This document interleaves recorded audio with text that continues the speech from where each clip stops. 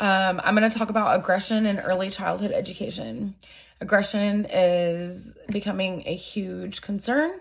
Aggressive behavior in children accounts for 25% of special services in school, and it is one of the most common causes of mental health referrals, accounting up to 60% of child psychology referrals, psychiatric referrals.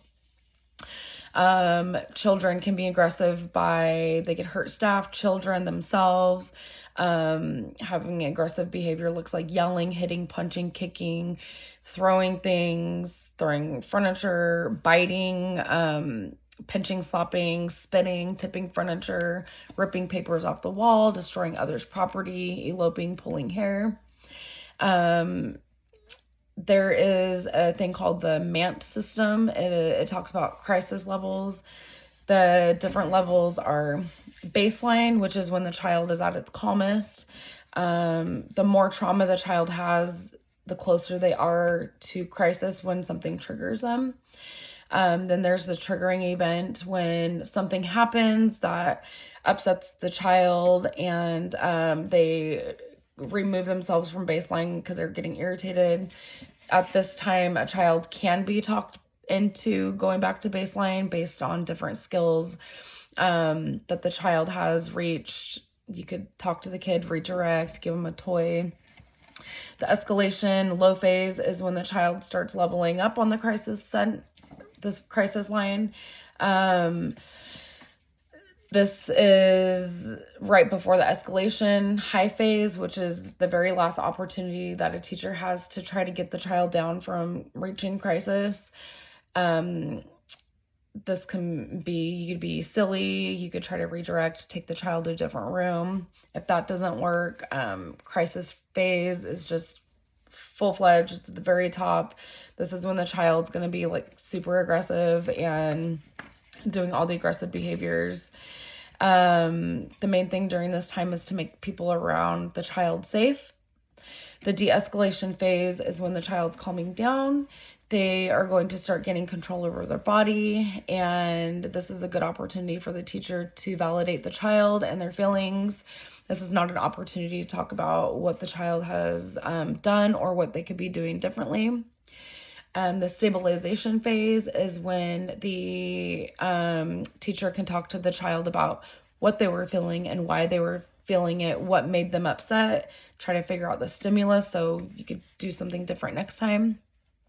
The post-crisis drain phase is when the person's going to be tired. It's a really good time to talk about the child's situation, what they did, and maybe ask the child what they could do differently next time in case they have a similar situation happen in the future.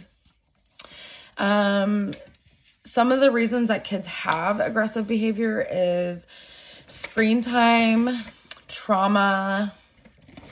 I'm referring to my papers because this is a lot to remember. Screen time, trauma, being neurodivergent, COVID-19. So trauma or screen time affects children by affecting their social emotional development and their sleep disturbances. Their social emotional development is hindered because spending too much time on the screen takes kids away from having relationships with other peers and their family. They just have a higher baseline, which means they're closer to crisis when it comes to social emotional triggers because they are not interacting with peers and people enough. They're on the screen, so they're not having those opportunities to be able to have problem solving moments or feeling like the hard feelings that people might feel when they're engaging with others. Limiting and monitoring screen time is encouraged. It is recommended that no screen time is before age 2, 1 hour for ages 2 to 5, and a very tight limitations for children past 6. Screen time halts the development that is needed to problem solve, control anger, and to relate to others' emotions. Increased screen time increase the child's impulsive behavior because screen time supports instant gratification. Increased parent-child interactions, decreased screen time which fosters social emotional development and regulation. Sleep disturbances are affected from screen time because the blue light keeps the children awake. Our natural blue light comes from the sun, and so we're only supposed to see it for a certain amount of time. So when kids are watching it before bedtime especially, it keeps them up later because it's tricking the brain into thinking that it's not tired. Sleep is very important for brain development. Fewer hours of sleep over time can create pattern of aggressive behavioral problems in the classroom. Sleep deprivation leads to impaired cognitive functioning, which affects the child's reasoning, problem solving, and emotional regulation. Parents really need to monitor screen time, and teachers monitor screen time and the content to reduce the effects of screen time in the long run. Too much screen time can lead to high blood pressure, mental health struggles, including anxiety and depression during the teenage years. Trauma can affect the emotional dysregulation and effects on the brain. Children who have trauma are generally around adults who suffer from mental health, drug addiction, and have emotional dysregulation themselves.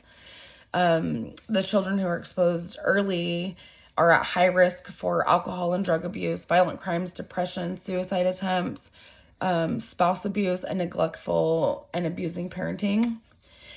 To help with trauma, it is encouraged to seek mental health services for the children. Waiting until the child is between the ages of 5 and 20 can be more challenging to unlearn the aggressive behaviors because it's already become a part of them. Research has found that the reduced cortical thickness in certain areas of the brain is associated with emotional regulation and the response inhibitions, including the right frontal gyrus that is linked to impulse control and problems in PTSD. The amygdala starts to release cortisol, and people who have PTSD have a difficult time with regulating themselves because they're constantly in a state of fight or flight. Over time, the trauma can actually damage the hippocampus, and it could lead to excess cortisol, which would make the person be like just in fear mode all the time. Their state of mind keeps them in baseline, their baseline at a higher level, which also keeps them close to crisis. So mental health assessments and early intervention is something that people could do to help that. Children who are neurodivergent with autism spectrum disorder or ADHD are affected by aggressive behavior. Children who have autism have a hard time with their executive functioning and emotional regulation. Their language is also compromised most of the time. So when they are upset and they don't have that language, it makes them even more upset because they can't express themselves. So if they don't have a way to express themselves, they just immediately go to aggressive behavior because that's the way that they can make it seen and known that there's something going on, that they're upset about something. Schools have made inclusion a priority, which puts children with multiple levels of ASD in general education classrooms. The behaviors can take away from the rest of the classroom, which is not fair for the other kids. But if children exhibit aggressive behaviors, inclusion is not always recommended because of the lack of skills of regular teachers when it comes to addressing maladaptive behaviors. Teaching autistic children various ways to communicate, such as sign language, visuals, augmentative and alternative devices, also known as AAC, can help alleviate aggression that is associated with language barriers.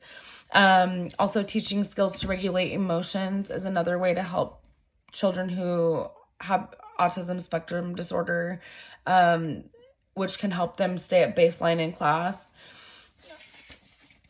Visuals are a really good way for this, for kids who use a lot of visuals for their speech.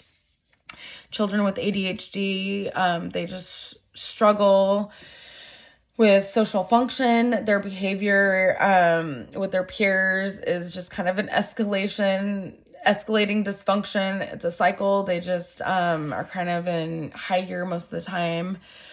The kids who have ADHD, they struggle with their peers. They deal with conflicts in ways that might look like a toddler having a tantrum. Their impulse control and executive functioning to deal with problem solving develops at a slower rate than typical peers. Interventions for children who have ADHD for their behavior and emotional regulations could provide skills to cope. Like it could help them with their everyday tasks, help them be around people. So early interventions for people with autism and ADHD is very important. When the children are in their baseline phase, it's a really good opportunity to teach skills of emotional regulation and modeling patience and understanding with children with ADHD. It could also help them with healthy relationships. COVID-19 is a huge thing that happened for a lot of people. Mental health and social health were affected. Oh my gosh, sorry, I'm at 11 minutes. So the mental health, just being away from people, not having interactions with peers, not learning from peers, being with family who were stressed out, financial stress, children were around, just everyday stressors that their family were dealing with. And the social health was affected by typical children were affected, and also children who were also already receiving services were affected. Those children ended up going to screen time for their services, and then children who are typical kids ended up needing services when they went back to school because they didn't know how to interact with peers, because they were having aggressive behavior, because they couldn't figure out how to problem solve with each other and they couldn't engage with each other. Also, the screen time during COVID increased, so children had a harder time with regulating emotions because they didn't have that social interaction. So having social stories, healthy social interactions, healthy problem solving can help children regain the skills that they lost during COVID. Behavior therapy, occupational therapy, speech therapy, physical therapy, play therapy can help the child's overall social well-being, and also mental health. So, in conclusion, aggression in the classroom is growing, and to help children, screen time needs to be minimal. Neurodivergent children and trauma children need to have early interventions, and teachers can help de-escalate the classroom by referring to the MAT system. Using the MAT model can help teachers keep the classroom managed and help keep children with aggressive behavior at baseline. When the children remain at baseline, the skills and academics can be taught. Parents can help by monitoring their children's screen time, assess early learning intervention programs, socialize and interact with their children, seek mental health services, and make sure that their children get quality sleep. Parents and teachers can both make a difference if they work together. By assessing the aggressive behavior in children, it can be corrected if interventions and collaborations are done successfully and early. The longer parents and teachers wait to help children who have aggressive behavior, the harder it is to undo that. Thank you.